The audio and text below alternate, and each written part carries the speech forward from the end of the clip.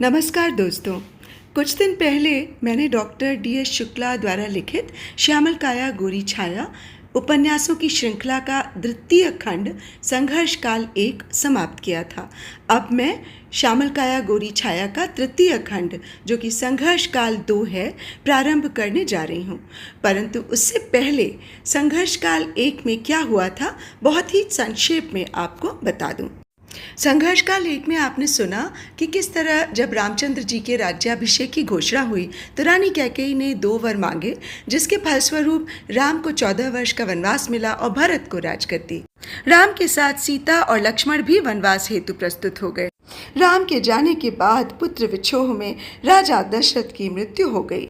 निषाद राज गुह ने राम की वन में बहुत सहायता की। गंगा पार कर वे सब ऋषि भरद्वाज के आश्रम में पहुंचे। उसके बाद चित्रकूट में भरत राम को मनाने आए कि वे वापस चलकर राजगद्दी संभाले, किंतु राम ने इसके लिए बिल्कुल मना कर दिया और भरत ने उनके स्थान पर उनकी चरण पादुकाएं लीं और उनको सिंहासन पर रखकर अपना राज्य चलाने का प्रण किया।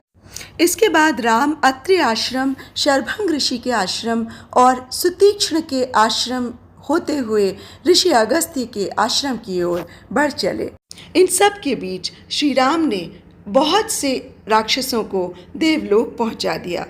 अब प्रस्तुत है श्यामल काया गोरी छाया तृतीय खंड संघर्ष काल 2 का भाग 1, अगस्त्य ऋषि और उनकी अग्निशाला। धूम्र छत्र की ओर 2 घड़ी चलने के बाद राम अगस्त्य आश्रम पहुंच गए।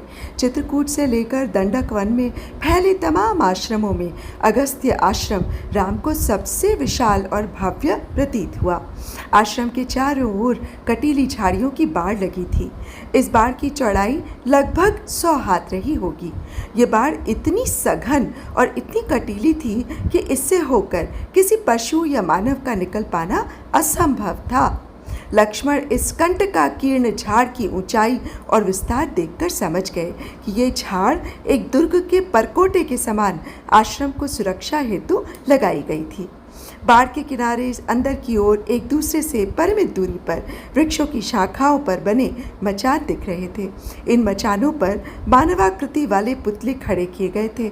लक्ष्मण समझ रहे थे कि ये पुतले पहली दृष्टि में पशु पक्षियों को आश्रम के खेतों से दूर रखने वाले बिजुके प्रतीत हो रहे हैं, परंतु वस्तुतः ये आश्रम की सैन्य सुरक्षा चौकियां थीं। मचानों पर इन बिजुकों की आड़ में बैठकर पहरेदार आश्रम के चारों ओर सुरक्षा दृष्टि रखते थे। इस प्रकार कटीली झाड़ियां और मचान आश्रम के परकोटे और सतर्कता चौकियां थीं। अगस्त्य आश्रम एक सुदृढ़ दुर्ग था।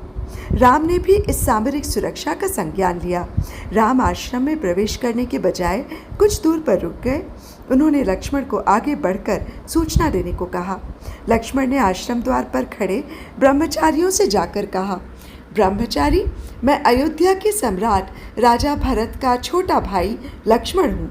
मेरे साथ राजा भरत के बड़े भाई और स्वर्गीय सम्राट दशरथ के ज्येष्ठ पुत्र श्री राम और उनकी पत्नी देवी सीता महर्षि अगस्त्य के दर्शन हेतु पधारे हैं। आप महर्षि को हम लोगों के आगमन की सूचना दें। अयोध्या के सम्राट, इन शब्दों की ब्रह्मचारी पर अपेक्षित प्रतिक्रिया हुई। वो लक्ष्मण का अभिवादन कर तेजी से आश्रम के अंदर की ओर चला गया। द्वार पर खड़े बटुकों ने लक्ष्मण को आसन ग्रहण करने को कहा, किंतु लक्ष्मण ने बैठना स्वीकार नहीं किया। कुछ ही देर में संदेशवाहक बटुक के साथ आश्रम से एक विशिष्ट ऋषि आते दिखे। आगंतुक ऋषि ने लक्ष्मण का स्वागत करते हुए अपना परिचय दिया। मैं इस गुरुकुल का उपकुलपति हूँ। आचार्य ने आप सभी को अपनी अग्निशाला में आने को कहा है। फिर लक्ष्मण के पीछे देखने की चेष्टा करते हुए प्रश्न किया, आर्य राम और देवी सीता कहाँ है? लक्ष्मण के संकेत पर राम और सीता ने आश्रम के द्वार पर पहुंचकर उपकुलपति को प्रणाम किया। ऋषि तीनों को अगस्त्य जी के पास ले चले। इस समय संध्या हो चुकी थी। आश्रम में हल्का अंधेरा छाने लगा था। संध्या के छुटपुट अंधेरे में रह रहकर प्रकाश की किरणें चमक उठती थी। लगता था जैसे आकाश से गिरता हुआ कोई धूमकेतु वायु के घर्षण से रह रहकर चमक उठता हो। आचार्य इस समय अग्निशाला में है। ये चमक आचार्य की अग्निशाला से आ रही है। उपकुलपति ने आगंतुकों की जिज्ञासा शांत करने हेतु बताया। अग्निशाला के निकट कई कुटियां स्थापित थीं। इन कुटियों में तरह तरह के अस्त्र शस्त्र रखे थे। विद्यार्थियों को आयुधों के बारे में जानकारी देने हेतु शस्त्रों के नीचे लगी पट्टिकाओं पर आयुधों के नाम, उनकी क्षमता और प्रयोग विधि संक्षेप में लिखी थी। तीनों रघुवंशी शस्त्रागार का निरीक्षण कर रहे थे। तभी उनके पीछे हल्की सी हलचल हुई। सबने घूमकर देखा। श्वेत वस्त्र, तपे तांबे के वर्ण की बलिष्ठ काया, धनुष प्रत्यंचा सा तना शरीर, हिमध्वल केश, उन्नत दमकता विशाल भाल, भाल पर भव्य त्रिपुंड। लगा जैसे कैलाश से स्वयं रुद्रदेव प्रकट हो गए। सभी के हाथ प्रणाम की मुद्रा में जुड़ गए, मस्तक प्रणति में अपने आप झुक गए। राम सबसे पहले इस दिव्य प्रभा मंडल के प्रभाव से मुक्त हुए।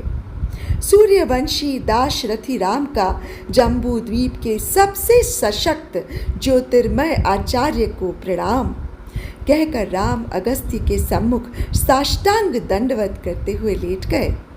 राम को बड़े स्नेह से उठाकर अगस्त्य ने गले से लगाकर कहा, तुम्हारा स्वागत है राम। दंडक क्षेत्र का प्रत्येक ऋषिकुल बड़ी व्यग्रता से तुम्हारी बाट देख रहा था। तुम्हारे आने से इस दंडक वन में आशा की लहर दौड़ गई। तुमने अपने गुरु विश्वामित्र द्वारा दिए नाम को सिद्ध कर दिखाया।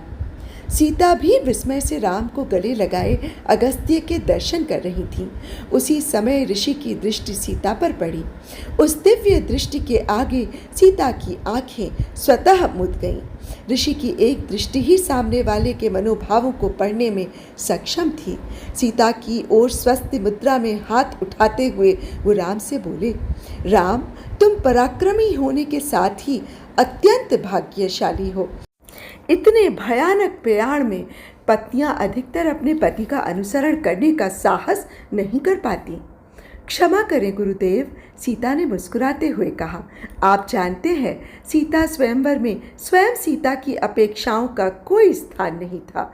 आर्य राम ने मुझे अपने पराक्रम से जीता था। मुझे तो इनकी अनुगामिनी होना ही है। इसके बाद ऋषि की दृष्टि लक्ष्मण की ओर घूमी। लक्ष्मण एकटक राम को देख रहे थे। लक्ष्मण की दृष्टि में अगस्त्य को राम के प्रति लक्ष्मण का अनुराग, प्रेम और पूर्ण समर्पण दिखा। उन्होंने लक्ष्मण के कंधे पर हाथ रखकर कहा, लक्ष्मण, मैं तुम्हें राम के अनुज नहीं, राम के रक्षा कवच की तरह देख रहा हूँ।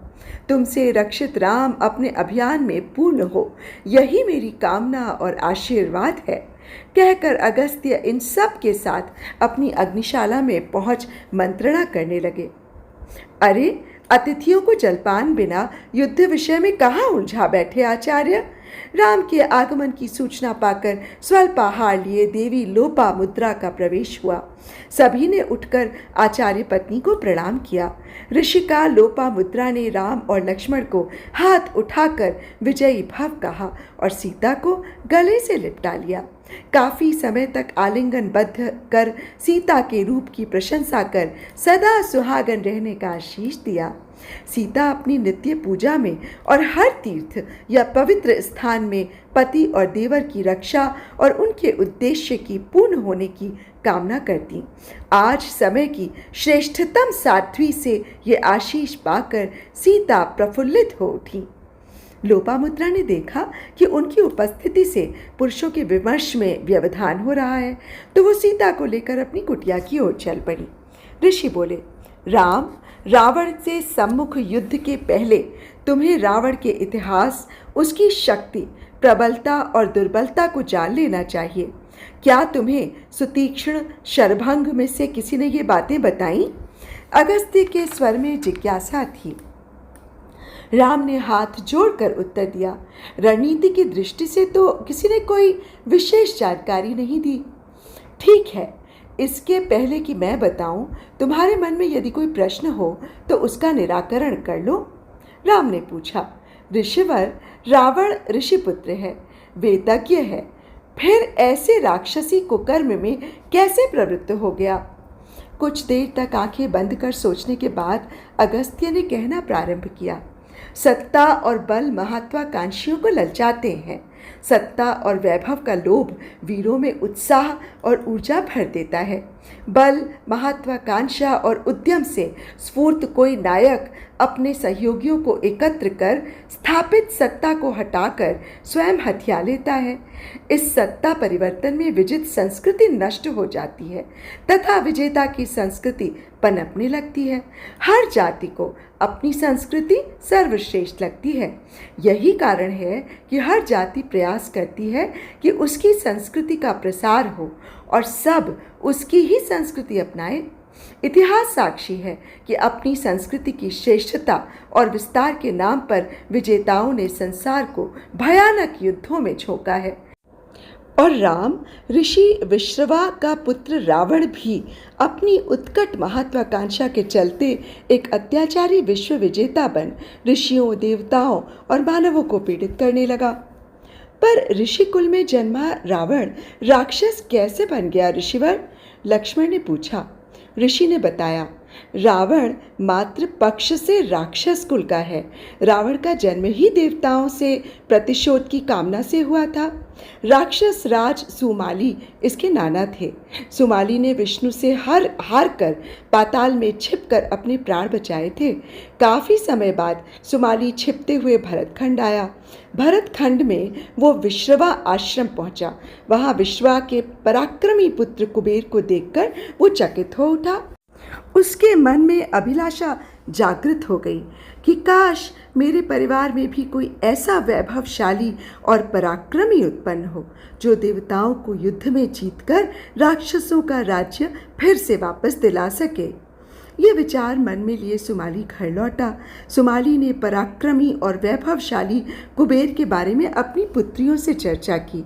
बाद में एक निश्चित योजना के तहत सुमाली ने पराक्रमी उत्तराधिकारी प्राप्त करने के लिए अपनी 3 पुत्रियों केकसी, मालिनी और राका का विवाह पुलत्स्य नंदन महान तेजस्वी ऋषि विश्रवा से कर दिया। ये तीनों कन्याएं अतीव सुंदरी और एवं गुणवती थीं। जैसा कि सुमाली चाहता था, समय आने पर उसकी इन कन्याओं ने तेजस्वी संतानों को जन्म दिया। केकसी ने रावण, कुंभकर्ण और कुंभी नसी नाम की पुत्री हुई। राका से विभीषण का जन्म हुआ। वहीं मालिनी से खरदूषण, त्रिशरा नामक 3 पुत्र तथा शूर्पनखा नाम की पुत्री का जन्म हुआ। रावण प्रारंभ से ही बहुत बलशाली और मेधावी था। वो अपने पिता विश्रवा से शस्त्र और शास्त्र दोनों की शिक्षा प्राप्त कर सभी विद्याओं में पारंगत हो गया। उसकी प्रतिभा के कारण विश्रवा रावण को बहुत स्नेह करते थे, परंतु रावण को वेदज्ञ ऋषि बनाना सुमाली या उनकी पुत्रियों का सपना नहीं था। वो उसे कुबेर के स्थान पर लंका के स्वामी के रूप में देखना चाहते थे। रावण को देवताओं के विरुद्ध सशक्त हथियार के रूप में प्रयोग कर वो राक्षसों की हार का प्रतिशोध लेना चाहता था। माँ और नाना ने रावण को उसके जन्म के ध्येय से परिचित कराया, देवताओं को जीतने का स्वप्न दिखाया। रावण में माता कुल से प्राप्त रजोगुणी संस्कार आसानी से जागृत हो गए, किंतु देवताओं से युद्ध के पहले उसे एक सुरक्षित स्थान की आवश्यकता होगी।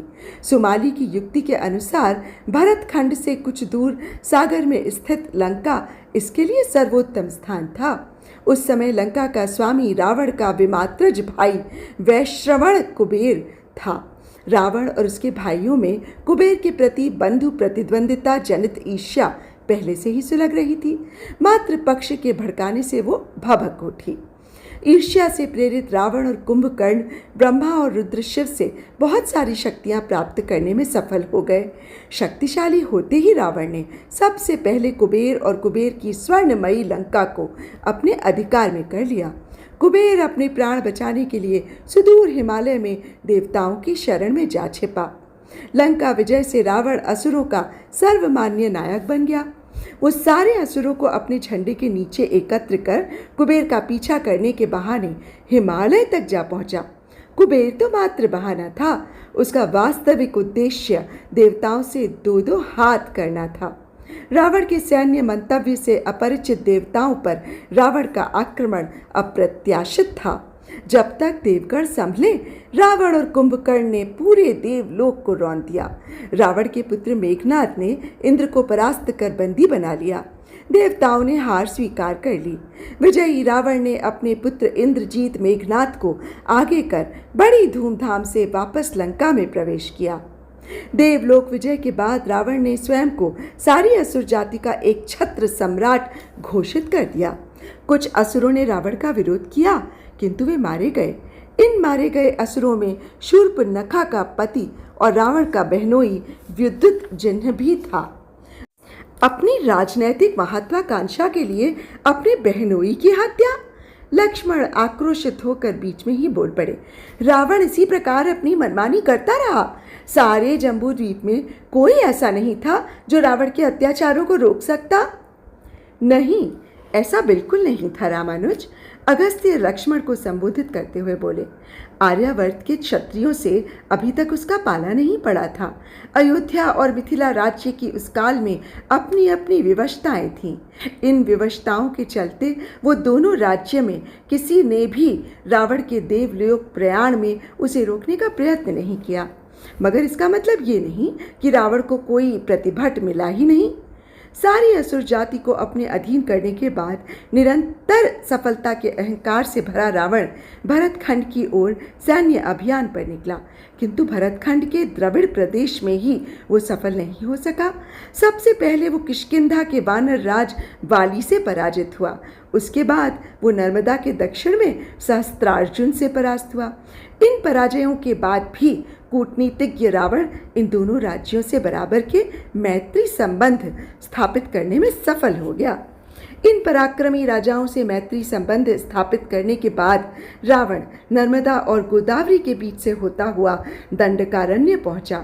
दंडकारण्य में राक्षस वंश के ही पराक्रमी शंबर का राज्य था।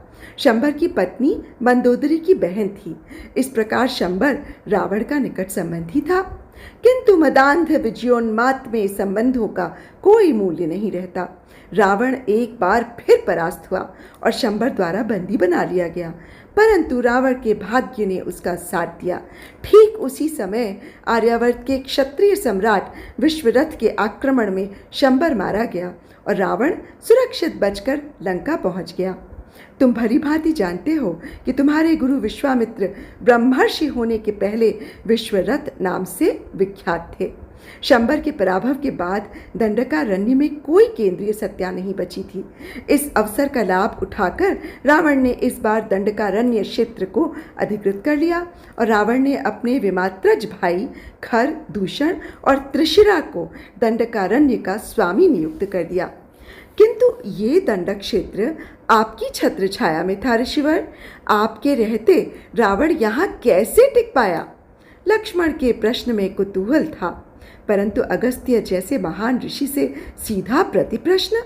रामानुज के इस स्वाभाविक रुक्ष परंतु स्पष्ट प्रश्न से राम कुछ विचलित दिखे, पर अगस्त्य इस सीधे प्रश्न को सुनकर मुस्कुरा उठे।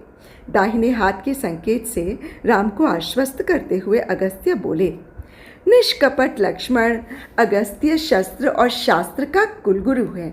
मेरी प्राथमिकता युद्ध विद्या में अनुसंधान, प्रगति और आयुध क्षेत्र में नवीन अस्त्र शस्त्रों का निर्माण है। मेरे अलावा इस क्षेत्र में ऋषियों के आश्रम और वैदिक संस्कृति के जो भी छोटे बड़े केंद्र हैं, वे सब केवल अपने आश्रम क्षेत्र की रक्षा तक ही सीमित हैं। राक्षस साम्राज्य को हटाकर कल्याणकारी राज्य की स्थापना क्षत्रिय सम्राटों का अधिकार क्षेत्र है। ऋषियों से सैन्य अनुसंधान, आयुध निर्माण, उनका परीक्षण, संचालन और शमन विधि का निर्धारण तथा उपयुक्त योद्धाओं को अभ्यास कराने के अलावा राज्य विस्तार कराने की अपेक्षा उचित है क्या? फिर भी शंबर के विरुद्ध राजा दशरथ और सुदास और उसके बाद विश्वरथ के अभियान में इन आश्रमों का भरपूर योगदान रहा है। अब वर्तमान में इस क्षेत्र में सूर्यवंशियों के आगमन पर इन गुरुकुलों का अभीष्ट सहयोग मिला होगा रामानुज। कहते हुए ऋषि मुस्कुराए। लक्ष्मण ने हाथ जोड़कर तथा सिर हिलाकर ऋषि के कथन से सहमति जताई। रावण के विरुद्ध इस निर्णायक अभियान में अगस्त्य के अनुसंधान और अग्निशालाएं तुम्हारा क्या योगदान कर सकती हैं, इसके लिए तुम्हें कल तक की प्रतीक्षा करनी होगी। इतना कहकर ऋषि रघुवंशियों को विश्राम करने को कह रात्रि संध्या के लिए उठ खड़े हुए। जागरूक प्रहरियों को छोड़ सारा आश्रम रात्रि की प्रगाढ़ निद्रा में मग्न था, परंतु रामानुज राम और सीता की सुरक्षा हेतु कुटिया के सामने वीरासन में बैठे थे। वीरासन में योग निद्रा का अभ्यास इन 13 वर्षों में काफी प्रगाढ़ हो चुका था। योग निद्रा में शरीर की समस्त कर्मेंद्रियां विश्रांति में होती हैं, किंतु ज्ञानेंद्रियां पूर्ण रूप से सक्रिय रहकर चारों ओर के वातावरण के प्रति सजग रहती हैं। इस प्रकार योगी के शारीरिक अवयवों को योग निद्रा से पर्याप्त विश्राम मिल जाता है। इसी वजह से राम की सुरक्षा में रात भर सन्नद्ध रहने के उपरांत भी लक्ष्मण सदैव स्फूर्त रहते थे। योग निद्रा विश्वामित्र द्वारा प्रदत्त बला और अतिबला महाविद्याओं का ही अंग थी। शुक्ल पक्ष की काली रात में रह रहकर बिजली सी चमकाने वाली अग्निशाला की चमक अब शांत हो चुकी थी। आकाश में विभिन्न दीप्ति के तारागण अंधकार से टक्कर ले रहे थे। आश्रम के वृक्ष और कुंजों में चमकते जुगनू लगता था अग्निशाला की चमक की नकल कर रहे हों। इस रूपक को सोच रामानुज स्वयं मुस्कुरा उठे। एक प्रहर रात्रि बीतने के बाद धीरे से आकाश में चंद्र का पदार्पण हुआ। चंद्रिका ने अंधकार को कम करने में योगदान दिया। फिर अगले प्रहर भगवान अंशुमाली के आगमन की सूचना पा प्राची दिशा लाल हो उठी। लक्ष्मण अपने योग निद्रा से बाहर आए। रात के घने अंधकार के बाद चंद्रिका का मध्यम प्रकाश और फिर अंधकार के समूल नाश हेतु कुल देव सूर्य का आगमन देख लक्ष्मण उत्साह से भर उठे। उन्हें लगा कि अब वनवास के 13 वर्ष की रात्रि के बाद राम के जीवन का उषा काल प्रारंभ हो गया। नित्य कर्म प्रातः संध्या आदि से निवृत्त होकर देवी सीता लोपा मुद्रा को प्रणाम करने चल पड़ी। राम और लक्ष्मण अगस्त्य मुनि के कक्ष में जाकर दंडवत प्रणाम कर तब तक खड़े रहे जब तक मुनि ने उन्हें आसन ग्रहण करने को नहीं कहा। स्वस्ति वचन और आशीर्वचनों के बाद अगस्त्य राम से बोले, अभी तक तुम्हारा सामना जिन असुरों से हुआ है राम, उनमें विराध के अलावा कोई भी महाबली नहीं था। विराध में केवल शारीरिक बल था, वो दिव्यास्त्रों का ज्ञाता नहीं था। फिर भी तुम्हारे ये साधारण अस्त्र शस्त्र विराट पर निष्प्रभावी रहे। तुम दोनों मात्र अपने सामूहिक बल से ही उसका पराभव कर सके, परंतु अब तुम महाबलशाली खर, दूषण और त्रिशिरा के प्रभाव क्षेत्र जन स्थान में प्रवेश कर चुके हो। ये तीनों महाबली रावण के विमात्रज भाई हैं। ये तीनों दिव्यास्त्रों के ज्ञाता हैं। अब तक अपने गुप्तचरों के द्वारा इन्हें तुम्हारी उपस्थिति का भान हो चुका होगा। इन्हें यह भी ज्ञात हो गया होगा कि तुमने ही गोदावरी क्षेत्र के उत्तर के समस्त दंडकारण्य को राक्षसों से निर्मूल कर दिया है। अतः ये तीनों संभवतः तुमसे निपटने के लिए तुम्हारी प्रतीक्षा कर रहे होंगे। मगर ऋषियों और असुरों के बीच हुई एक संधि के अनुसार ये अगस्त्य आश्रम के निकट नहीं आते। अतः तुम्हें इनका सामना करने के लिए इस आश्रम क्षेत्र से कि दूर किसी स्थान पर रहकर राक्षसों की अगली चाल की प्रतीक्षा करनी होगी। राम और लक्ष्मण कुछ देर तक ऋषि द्वारा बताई सूचनाओं पर मनन करते रहे। फिर लक्ष्मण राम की ओर देखकर ऋषि से बोले, गुरुदेव, हम लोग पूरा दंडकारण्य विचरण करने के बाद भी जनस्थान के लिए अभी अपरिचित हैं।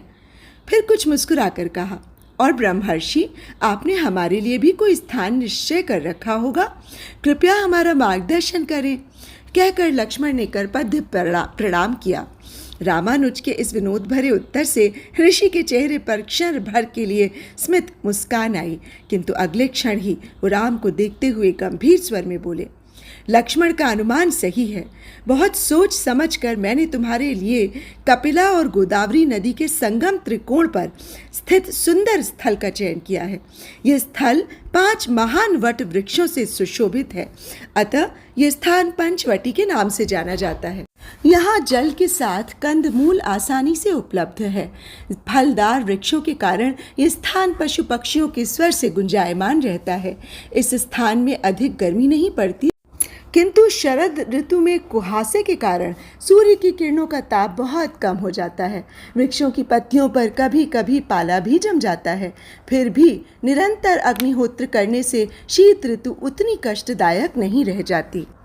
उपवन के समान पंचवटी से पश्चिम की ओर थोड़ी दूर पर गोदावरी का विस्तृत बाढ़ क्षेत्र है। वर्षा ऋतु के अलावा ये भाग रेतीली भूमि का मैदान रह जाता है।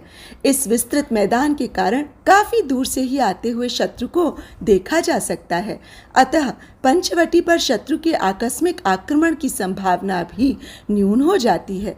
मेरे आश्रम से कुछ योजन पर स्थित होने से कुछ ऋषिगण भी हालचाल लेने के लिए पंचवटी आते जाते रहेंगे। परंतु पंचवटी की ओर प्रस्थान करने के पहले तुम लोग इन दिव्यास्त्रों से भली भांति परिचित हो लो, कहकर अगस्त्य ने अपने बाएं हाथ पर रखे गेरुए रंग के कपड़े में लिपटे एक महेश्वास यानी कि महाधनुष को उठाकर राम को देते हुए कहा, वर्षों के परिश्रम और अनुसंधान के बाद मैंने तुम्हारे लिए इस महान धनुष को बनाया है। ये धनुष एक ही बाण से शताधिक लक्ष्यों को भेदने में सक्षम है। इसे तुम ग्रहण करो राम। राम ने खड़े होकर आदर के साथ धनुष को ग्रहण कर माथे से लगाया। राम बैठने को ही थे कि अगस्त्य ने खड़े होकर अपनी दाहिनी ओर नीलांबर से ढके एक लंबे आयुध को उठाकर श्रद्धा से अपने माथे से लगाया। फिर उस पर ढका नीलांबर हटाया। नीलांबर से ढका था एक दिव्य धनुष। लक्ष्मण आह्लादित होकर बोल उठे, भगवान परशुराम द्वारा दिया गया वैष्णव धनुष। फिर अपने अति उत्साह से सकुचाते हुए, परंतु ये तो मिथिला में ही गायब हो गया था। संकोच में लक्ष्मण ने अपना वाक्य अधूरा ही छोड़ दिया। लक्ष्मण की बाल सुलभ उत्सुकता और धनुष के प्रति लगाव देखकर अगस्त्य हंस पड़े।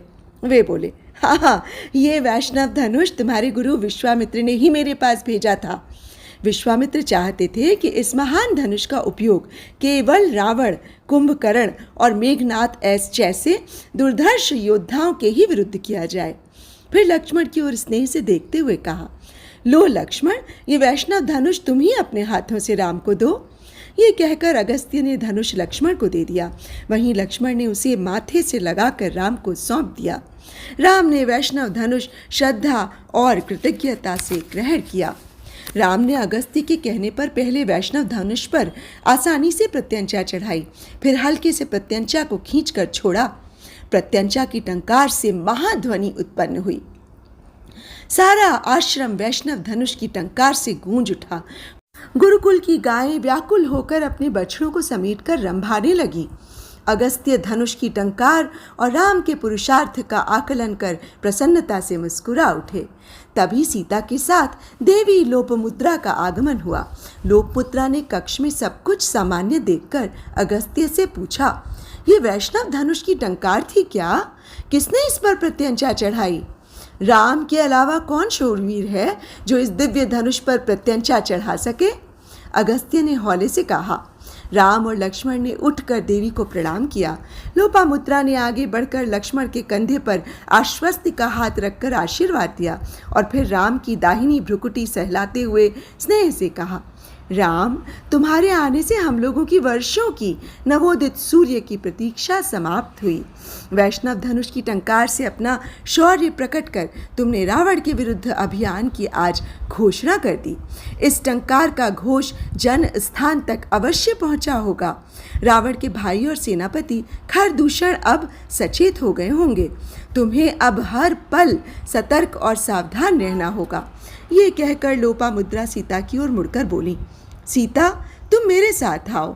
मैंने तुम्हारे देने के लिए कुछ सीख और सामग्री वर्षों से संजो रखी है। कहते हुए वो सीता को लेकर अपने कक्ष को प्रस्थान कर गईं। अगस्त्य से दिव्यास्त्रों को प्राप्त कर राम और लक्ष्मण ने पूरे सप्ताह उनके आवाहन, परिचालन और मोचन विधि का अभ्यास किया। इन दिव्यास्त्रों में दक्षता प्राप्त कर लेने के बाद ही अगस्त्य ने राम को पंचवटी जाने की अनुमति प्रदान की। अगले दिन प्रातः रघुवंशियों को पंचवटी हेतु विदा करने के लिए ऋषि अगस्त्य और देवी लोपामुद्रा के साथ सारे आश्रमवासी एकत्र थे। राम के भाई लक्ष्मण और पत्नी सीता को देख अगस्त्य ने राम से कहा, राम, सारा अवध तुम्हारे वनवास को तुम्हारा दुर्भाग्य मानता है। किंतु मैं इसे तुम्हारा सौभाग्य मानता हूँ। राम विनम्रता से बोले, हाँ गुरुवर, मेरा परम सौभाग्य है कि मुझे अपने माता पिता की आज्ञा पालन और गुरु विश्वामित्र की आकांक्षाओं को पूरा करने का अवसर प्राप्त हुआ। इसी बहाने तमाम ऋषिगणों के अलावा आपके दर्शन का भी अवसर मिला। अगस्त्य बोले, नहीं राम, वो तुम्हारा सौभाग्य नहीं, कर्तव्य बोध है। तुम्हारा असली भाग्य तुम्हारा भाई लक्ष्मण है। तुम्हारा ये भाई निस्वार्थ भाव से छाया की तरह तुम्हारे साथ है। मैंने देखा, वो एक निष्ठावान योगी की भांति रात्रि में भी तुम्हारी सुरक्षा के प्रति सतर्क रहता है।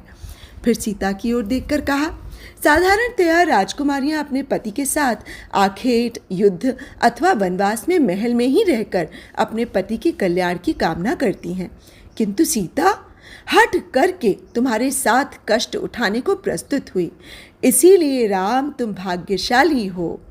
अगस्त्य के वचन सुनकर लक्ष्मण सकुचा गए। वे मात्र राम की ओर देखते रहे। वहीं सीता ने सिर झुकाकर हल्के से मुस्कुराते हुए कहा, ऋषिवर, केवल मेरी प्रशंसा कर आप देवी लोपामुद्रा के साथ अन्याय कर रहे हैं।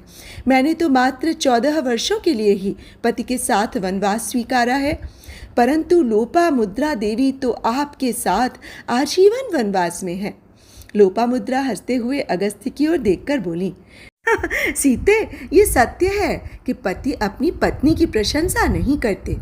फिर तत्काल गंभीर होकर कहा, वैसे जब इन्होंने मेरे पिता से मेरा हाथ मांगा था, तब मैंने ये जानते हुए इनसे विवाह को हामी भरी थी कि मुझे आजीवन पति के साथ वनवास में रहकर ऋषिका का जीवन बिताना होगा, परंतु तुम्हारे ऊपर तो ये वनवास अनायास ही आन पड़ा। धन्य हो जो तुम तत्काल पति के साथ वन गमन को प्रस्तुत हो गई।